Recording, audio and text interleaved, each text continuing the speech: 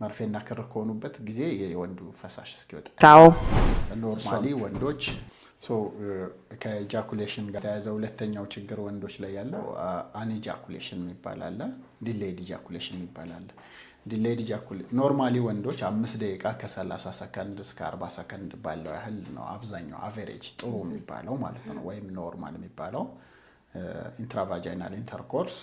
5 ደቂቃ ከ40 ሰከንድ አካባቢ ነው ተጠንቷል በነገራችን ላይ ይሄ በጥናት ፈረንጆች ባይዘው እንደኛ አይደለም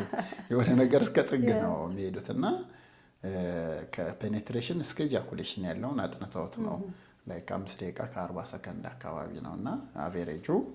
ኖርማል የሚባለው ስለዚህ ኖርማል የሚባለው እሱ ነው ከሱ በላይ ከረዘመ እሱም ችግር ነው ብቻም አይደለም ሳይኮሎጂክ ኤክስፔክቴሽኖች ምናምን ይደመሩበታል ላይክ ለምሳሌ ሴቶች ለምሳሌ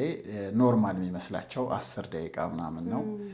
አሪፍ የሚመስላቸው እስከ 20 ደቂቃ ምናምን ሊመስላቸው ይችላል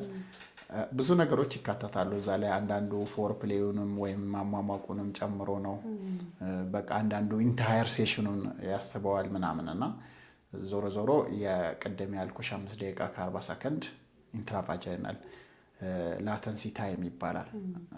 እሱ ነው የተጠናው ከፔኔትሬሽን እስከ ኢጃኩሌሽን ያለው ማለት ነው መርፌና ክር ከሆኑበት ጊዜ የወንዱ ፈሳሽ እስኪወጣ ያለው ማለት ነው